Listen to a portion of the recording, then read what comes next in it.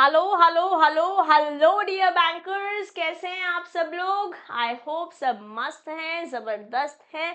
हम पढ़ रहे हैं JAIIB अक्टूबर नवंबर 2024 के तैयारी के लिए PPB पेपर नंबर 2 को समरी स्मार्ट कंटेक्स्ट में, जहां मॉड्यूल डी की यूनिट 51, 52, 53 ऑलरेडी कर चुके हैं। आज हम 54 करने वाले हैं। लास्ट 2 सेशंस के बारे में बात करें तो हमने इंडिविजुअल और एम्प्लॉय का कंटेक्स्ट एथिक्स के कंटेक्स्ट में पढ़ लिया है। अब ये जो इंडिविजुअल या ये एम्प्लॉय है, किसी जगह काम करेगा, तो उस वर्क प्लेस का एंगल समझने वाले हैं। ये वर्क प्लेस में क्या गुड वर्क एथिक्स है, वो वर्क एथिक्स के क्या फैक्टर्स हैं, अनएथिकल बिहेवियर क्या कारणों से हो सकता है, उनको सॉल्व कैसे किया जा सकता है through the remedies, and also a topic which is whistle blowing in bank. ऐसे टॉपिक्स आज हम नेक्स्ट 10-15 मैक्सिमम मिनट्स में पढ़ने वाले हैं। तो मेरे साथ बने रहिए टिल द एंड। और अगर अभी तक आपने चैनल सब्सक्राइब नहीं किया है, what's the wait for? Let's get going with unit 54, that is work ethics and the workplace. Work ethics के बारे में बात करते हैं तो एज एन एम्प्लॉय जब आप किसी ऑर्गेनाइजेशन में काम कर रहे होते हो, तो जो स्ट्रॉन्ग बिलीव्स हैं, जो हाई स्टैंडर्ड्स हैं, जो आपने खुद के लिए सेट कर रखे हैं, वही वर्क एथिक्स हैं। जैसे मैं लेट नहीं होऊंगा, बीइंग ऑन टाइम डेमोन्स्ट्रेट करता है कि आप कितने सीरियस हैं अपने काम के लिए।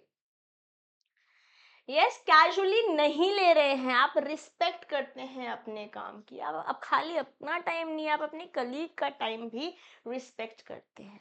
या फिर डूइंग योर बेस्ट, जो भी काम कर रहे हो वो अपना बेस्ट करोगे। जस्ट चलता फिरता काम चलाऊ काम नहीं करना है, यही वर्क एथिक्स की अलाइनमेंट कहती है। Yes, whatever you are doing give your best. Okay, it is basically your personal best every day. Not exactly हो सकता है कि वो बेस्ट रिजल्ट ना हो, बट आपका तो बेस्ट वर्जन होना चाहिए, because best is very subjective, है ना। आपके लिए कुछ और बेस्ट हो सकता है, मेरे लिए कुछ और बेस्ट हो सकता है, बट अपना बेस्ट देना है। ये एक एग्जाम्पल है वर्क एथिक्स का। जब आप डिलीजेंटली, सेल्फ डिसिप्लिन, एकदम वर्चुअस मैनर में, मॉरली करेक्ट मैनर में काम करते हैं, उसी को वर्क एथिक्स कहा जाता है। कुछ फैक्टर्स हैं जो हमको गुड वर्क एथिक्स के अंदर हम इंक्लूड करते हैं। जैसे आप गोल ओरिएंटेड तरीके से काम करते हैं, ये नहीं कि चलो आज जितना हो गया देख लेंगे, थोड़ा चाय पी लेते हैं, सिगरेट के धुएं का छल्ला बना लेते हैं। No no no no no, that's a personal choice, but then goal oriented तरीके से काम करना होगा। आपको अपने जो इम्पोर्टेंट चीज़ें उन्हें प्रायोरिटी देनी पड़ेगी। अवेलेबल भी रहना है और रिलायबल भी रहना है। मतलब अगर मुझे कोई काम आपने दे दिया है, बोल दिया है मॉड्यूल डी मैम आपको पढ़ाना है, पीपीबी की अब दारोमदार आपके हाथ पे, आपके सर पे, तो now I have to do it. Yes, because you are counting on me, right.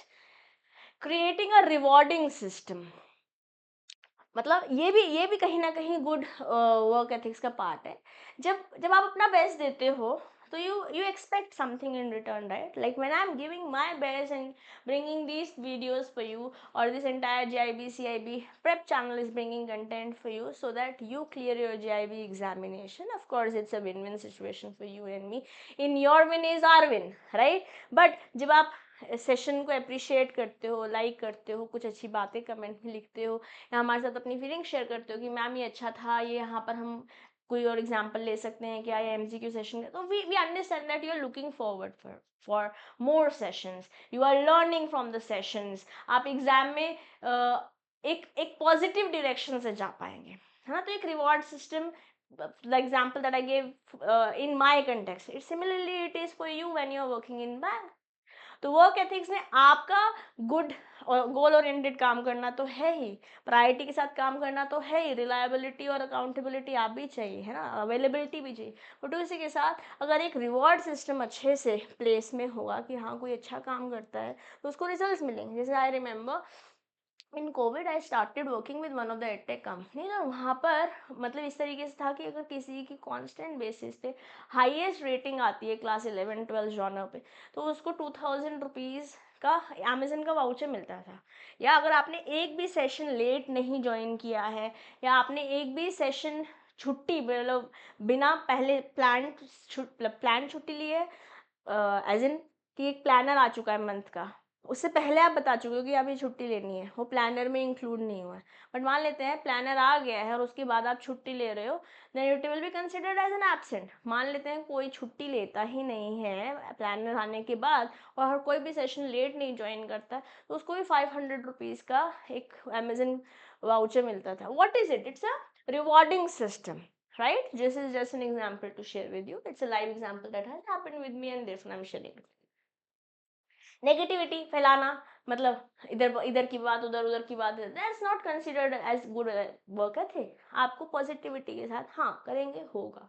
जैसे आज आप अपने बिना किसी से कोई बात करे हुए ना, no there is no fee etc that you have paid, it is just in your mind that you have decided कि मुझे क्लियर करना है, यहाँ इस चैनल पर रिसोर्सेज अवेलेबल है, लेट्स डू इट। तो एक पॉजिटिव एटीट्यूड के साथ हम आ रहे हैं, एक पॉजिटिव एटीट्यूड के साथ आप आ रहे हैं, तो हम एक गुड कल्चर क्रिएट कर पा रहे हैं। And yes there has to be consciousness. हम सबको पता है, in the hearts of our hearts we know what is right and what is not right, so your consciousness will help you to take right decisions in future, and these are certain factors which you will consider in good work ethics. What are the 6 factors, guys? Talk with me, okay? It's okay if there are people around and they're thinking कि आपने आपसे बातें करना है, it is fine because you are here, you know, moving ahead in the journey of your banking career, correct? JIB clear करके कुछ और अच्छा होने वाला है, आपके पॉइंटर्स, आपके प्रमोशन पॉइंटर्स जुड़ने वाले हैं, उसी के साथ साथ आपकी सैलरी में इंक्रीमेंट आपको दिखेगा, करेक्ट है? तो क्या क्या बातें बोल रहे हैं हम? गोल ओरिएंटेड, आप अवेलेबल भी हो, रिलायबल भी हो, कुछ प्रायोरिटी है उस पर फोकस करिए, रिवॉर्डिंग सिस्टम होना चाहिए, यस, उसी के साथ कॉन्शियसनेस होनी चाहिए, plus you have to embrace positivism. Okay, now this is one of the topics that is extremely important, extremely important. मतलब यहाँ से आप लगा के चलिए ऑलमोस्ट ऑल द अटेम्प्ट्स में क्वेश्चन बना है और इजी है, डिफिकल्ट नहीं है। बढ़िया बात है, डिफिकल्ट नहीं है, इजी है, गुड कॉम्बिनेशन है। टोटल 6 पॉइंटर्स है in something bigger than self. Something bigger than self करके एक हमारे पास हायरार्की है कि हम सबसे पहले प्रायोरिटी अपने आप को, खुद को देते हैं, सेल्फ, वन सेल्फ। फिर हमारे लिए फैमिली इम्पॉर्टेंट है, फिर हम जिस कम्युनिटी में रहते हैं हमारे लिए वो इम्पॉर्टेंट है, हमारा रिलीजन इम्पॉर्टेंट है, सोसाइटी एट लार्ज इम्पॉर्टेंट है, अल्टीमेटली ग्लोबल कॉजेज भी इम्पॉर्टेंट है। But this is how we go in the chronology. What's the chronology? Oneself, family, community, religion, society at large and global causes. जब भी कोई भी case based question आता है, वहाँ पे आप इंडिविजुअल खुद ही के बारे में बात कर रहा है तो वन सेल्फ पे फोकस कर रहा है, अपनी फैमिली ओरिएंटेशन लेकर आया तो वो सेकंड प्रायोरिटी फैमिली पर चला जा रहा है। अगर कम्युनिटी के बारे में बात हो रही है, पहली बात तो कम्युनिटी और रिलीजन, ये दो ऐसे पॉइंटर्स हैं जिनके बारे में, इन दोनों के बारे में ऑफिस में, वर्क प्लेस पे बात होनी ही नहीं चाहिए, not to be discussed at work place, क्योंकि सेंसिटिव है। Yes, these two topics are sensitive. What are those two topics? What are those two topics? These are the two topics, community and religion. Community and religion, society के बारे में तो बात होती है ना, society at large, in general society में क्या अच्छा चल रहा है, क्या अच्छा नहीं चल रहा है।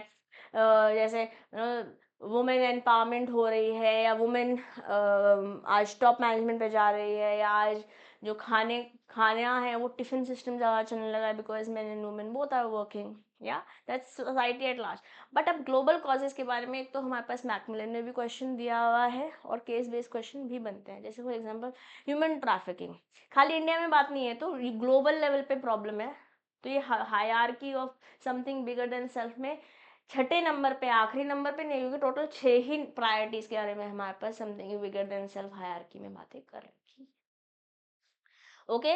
या फिर पीस, एनवायरमेंट, मनी लॉन्ड्रिंग, क्योंकि मनी लॉन्ड्रिंग खाली एक कंट्री को इम्पैक्ट नहीं कर रही है, it is impacting as a whole, therefore it's a topic that is discussed in global causes, ठीक है। तो इम्पॉर्टेंट है, ऐसे क्वेश्चंस बनते हैं। टेक्निकली कंसेप्चुअली मैंने आपके साथ डिस्कस किया है, बट और बातें मैं आपके साथ एमसीक्यूज के फॉर्म में जिस दिन मैं आपके साथ लाइव सेशन करूंगी मॉड्यूल डी, वहां पर मैं बातें करने वाली हूँ। ओके, तो अगर चैनल सब्सक्राइब नहीं किया guys, now is the time. Okay, अब अनएथिकल बिहेवियर के बारे में बात करते हैं। पहले कॉजेज के बारे में बात करेंगे, फिर रेमेडीज के बारे में बात करेंगे। जो ये अनएथिकल बिहेवियर है, मतलब जब एथिकली आप काम नहीं कर रहे, उसके रीजंस क्या क्या हो सकते हैं। रीजन में से कोई से भी हो सकते हैं। मेजर कॉजेज बता रखे हैं, this is not an explicit list. इसके अलावा भी कुछ रीजंस हो सकते हैं, बट जो हमारी बुक में डिस्कस हुए हैं उनके बारे में हम बात कर रहे हैं। जैसे मान लेते हैं कोई एथिकल मैनुअल ही नहीं है, कुछ बताया हुआ ही नहीं है कि आपको ये फॉलो करना है या नहीं फॉलो करना है। इसको इस तरीके से भी समझ सकते हो, जैसे जब आप स्कूल जाते थे तो वहाँ पे एक स्कूल डायरी होती थी कि हमें ये करना है, सच बोलना है, टाइम पे आना है, झूठ नहीं बोलना है, यस, नेल्स कट करने हैं, बाल दो चोटी बनानी है फॉर गर्ल्स, जैसे for example all of that. तो एक एथिकल मैनुअल है जो फॉलो करना है। इसी तरीके से ऑर्गेनाइजेशन में एथिकल मैनुअल ही नहीं है कि आपको कंपनी के नाम पे उधार नहीं लेना है। अगर किसी से आप पैसे ले रहे हैं तो आप अपने लेवल पर लेंगे और वापस करेंगे, कंपनी का नाम नहीं आना चाहिए फॉर एग्जाम्पल। ये कुछ एथिकल मैनुअल बातें बता रखा, एथिकल मैनुअल में ये बातें बताई हुई हैं कि जहाँ पे जिस एनवायरनमेंट में आप बैठे हो या जिस ऑफिस में बैठे हो वहाँ पे एसी अकॉर्डिंगली यूज करना है या बंद कर देना है, व्हाट्सोएवर इट इज। ओके, ये मैनुअल होना चाहिए। जहाँ मैनुअल नहीं है वहीं पे प्रॉब्लम है। अगर मैनुअल बना देंगे इसका तो ये रेमेडी हो जाएगी, है ना। अगर अवेलेबिलिटी नहीं है एथिकल मैनुअल की तो बना दो ना, that will be a remedy. यहाँ पे लोगों को डर ही नहीं है कि उनके एक्शन का कुछ कंसिक्वेंस हो सकता है। जैसे you know they are rapist, they are murderers, they are kidnappers. अगर वहाँ पे हमारे पास कोई लॉ नहीं होगा, दे विल घुमा फाए, जैसे उनका मन करेगा वैसे काम करेंगे, है ना। फियर ऑफ एक्शन होना चाहिए, सब्सिक्वेंसेस होने चाहिए कि अगर पाया गया ना कोई अनएथिकल ब्राइबिंग सिनेरियो में, उसे रस्टिगेट कर दिया जाएगा। Let's say for example, people will fear for the action that they are taking in negative consequence, negative scenarios, unrealistic targets. हे वे कुछ बता दो, 1 लाख का सेल्स करना है आपको, अब बंदा कैसे भी बेचेगा, मरता क्या ना करता। यस, इन्फ्लुएंस ऑफ को एम्प्लॉइज, अगर इसलिए बोल रहे हैं पॉजिटिविज्म इज इम्पॉर्टेंट। प्रैक्टिस में बात की थी ना गुड वर्क एथिक्स की, अगर आपके एम्प्लॉइज ही नेगेटिव है तो yes again you will have खरबूजा खरबूजे को देख के रंग बदलता बदलता है। Yes, unprincipled leadership, again monkey see monkey do, जैसे ऊपर वाले करेंगे वैसे ही नीचे वाले भी करेंगे। एंड जो आपके पास है उसको आप अप्रिशिएट नहीं कर रहे हो, अगेन दैट्स अ कॉज। पढ़ेंगे इसको क्योंकि हमारे मैकमिलन में यहाँ से क्वेश्चन दिया हुआ है कि इनमें से कौन सा कॉज है, कौन सा रेमेडी है, कौन सा नहीं है। इस तरीके से क्वेश्चंस बने हुए हैं जो मैं आपके साथ करूंगी भी, बट ये हमारे को 1-2 बारी पढ़ने से हो जाएंगे। ओके, रेमेडीज क्या है, जो हमारे पास कॉजेज है उनको किस तरीके से हम एथिकल बिहेवियर को पॉजिटिव या एथिकल बिहेवियर में टर्न कर सकते हैं, एथिकल मैनुअल लेकर आकर। ठीक है, जो कन्वर्सेशंस होनी चाहिए, मतलब यू नो जो फियर, पता लोगों को पता होना चाहिए अगर उन्होंने कुछ गड़बड़ किया तो क्या किया जा सकता है उनके साथ। Yes, so you start having conversation about ethics. Nipping of unethical behaviour in the bird, जो भी अनएथिकल बिहेवियर उसे जड़ से हटाओ। अगर कोई एम्प्लॉय से सीख रहा है ना तो खरबूजा ही हटा दो जिसको देख के रंग बदलने वाले हैं लोग। Okay, frequent utilization of manual, it is not only developing but also using that manual, and also ultimately top management को देखकर लोग काम करते हैं। तो अगर unethical behavior top management पे होगा तो नीचे वाले भी वही करेंगे। It is monkey sees monkey does, positive or negative both. So these are the causes as well as the remedies of unethical behavior. And coming to the last topic for today's session, that is whistleblowing. I don't know how to whistle, but yeah, might have understood by now. Whistleblowing is not literally blowing the whistle, but what happens is, let's say you are in an organization, आप एक organization में काम करते हैं और वहाँ पर कुछ अनएथिकल हो रहा है। ठीक है, आपको उसके बारे में या तो पता चल गया है या आप खुद भी इन्वॉल्व हैं और आपका कॉन्शियस अब जाग गया है, या अगर आप इन्वॉल्व नहीं है और आपको पता चल गया तो अब इसको राइट अथॉरिटीज तक डायरेक्ट करना पड़ेगा। उन लोग को बताना पड़ेगा जो लोग इस पूरे सिनेरियो में कुछ एक्शंस ले सकते हैं, है ना। और बैंक जैसी ऑर्गेनाइजेशन में तो बहुत इंपॉर्टेंट है, जो कि सीवीसी, अंडर सीवीसी आ जाता है। What is CVC? That is central vigilance commission. 2004 से, अगर मैं गवर्नमेंट ऑफ इंडिया के बारे में बात करूं तो एक अथॉरिटी बनाई गई है जिसका नाम है सेंट्रल विजिलेंस कमीशन, जो डेजिग्नेटेड एजेंसी है just in case there is something wrong hanky panky happening in the organisation, तो उन लोग सीवीसी को आप रिटन कंप्लेन दे सकते हैं। कुछ भी किसी के अगेंस्ट कोई कंप्लेन है, कोई ऐसे आरोप हैं जो डेफिनेटली बहुत सिग्निफिकेंट है, जो लोग अपनी कुर्सी का मिसयूज कर रहे हैं, इन अप्रोप्रिएट एक्शंस कर रहे हैं, उनके बारे में आप कंप्लेन सीवीसी को, that is central vigilance commission को दे सकते हैं। जो जुरिस्डिक्शन है सीवीसी की वो इस रिगार्ड में काम करती है। This in this regard is restricted to employees of central government, सिर्फ और सिर्फ सेंट्रल गवर्नमेंट। तो जैसे आपके पास एग्जाम में क्वेश्चन आएगा कि serious fraud investigation something something, ऐसे ऑप्शंस दे देंगे कि बैंक्स के एम्प्लॉयज पे कौन सा जब विसल ब्लोइंग का कंटेक्स्ट आता है तो who is the agency, so it is not serious fraud investigation office और some other organization, it is central vigilance commission, और सेंट्रल गवर्नमेंट के एम्प्लॉयज के लिए ही रिस्ट्रिक्टेड है सीवीसी। ओके, चाहे वो गवर्नमेंट कंपनीज हो, सोसाइटीज हो, लोकल अथॉरिटीज हो, या फिर सेंट्रल गवर्नमेंट के थ्रू किसी भी तरीके से ओन्ड या कंट्रोल्ड हो। Okay, and with this we are done with unit 54 as well. I hope guys you had a great time learning. With this I'll see you guys in the next session, जो आपका last chapter है, last unit है, unit 55 of module D, वो हम खत्म कर लेंगे. Okay, bye bye for now. I'll see you in the next session. Till then, this is your friend and your teacher CM Disha Dua signing off for today. Bye bye.